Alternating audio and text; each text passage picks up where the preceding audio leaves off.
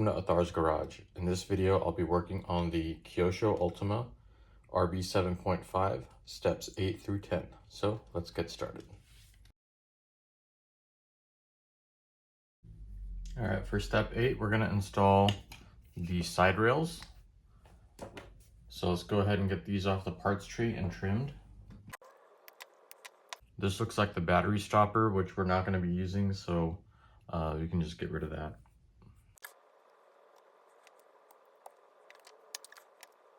All right, so on the rear portion of the side rails, we have these two holes.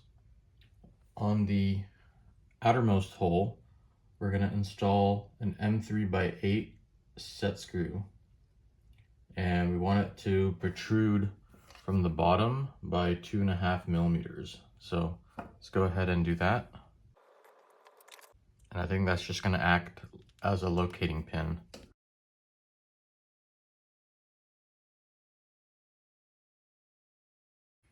All right, so now we can go ahead and install our side rails, and we're going to install them with 4 M3x8 flathead screws. Like I said earlier, that set screw is going to act like a locating pin in this hole, and then we're going to install the 4 M3x8 screws in this hole, this hole, this hole, and this hole.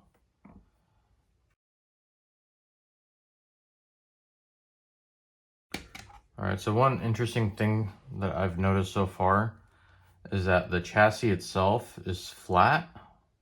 Most chassis, like I want to say the Associated, the X-Ray, the Low C, they all have these edges kind of raised up, and that's going to provide some rigidity, and their side rails aren't as high.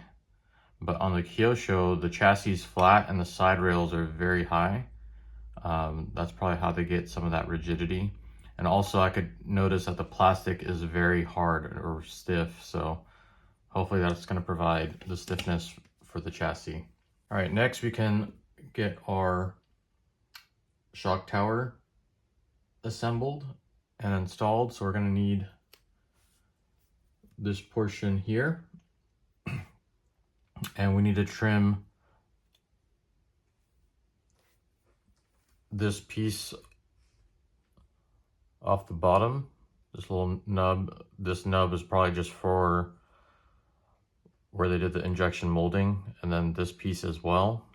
It looks like it's telling us to remove those. So we can go ahead and do that, trim it, and then we can start assembling the shock tower. All right, so take note that the front shock tower is directional. We have these countersunk holes. This is going to be the front. So we can install the 2 M3x18 button head screws from this side. We're going to install it in the second hole from the outside.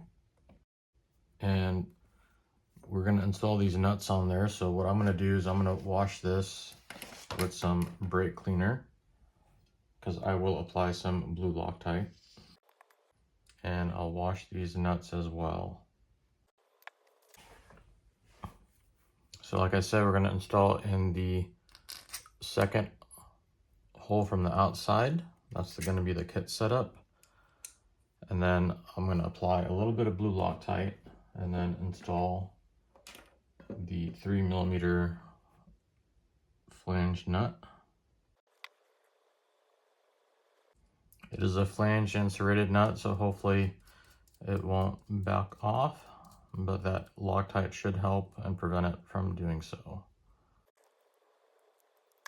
Now we need 2 M3x10 flathead screws and 2 M3x10 button head screws, and then we're going to install it onto the top plate here.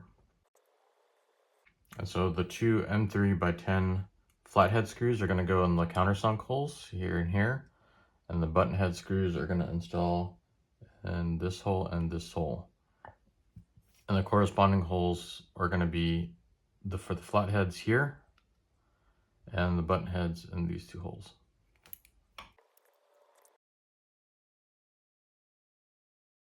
So now we can install our shock tower protector. Notice that you have these two bosses here, and they're going to go through the shock tower, these two holes. And then from the back side, we're going to install 2x6 by 5 millimeter button head screws.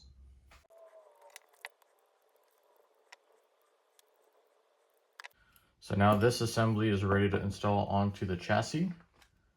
So we're going to need, looks like 4 M3 by 12 flathead screws and 2 M3 by 10 button head screws. So we can go ahead and grab those.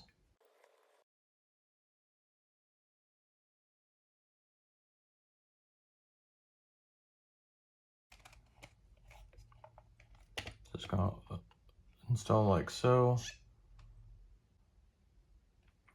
So the 4 M3 by 12 flathead screws are going to install in these 4 holes here. And the 2 M3 by 10 button head screws are going to install here.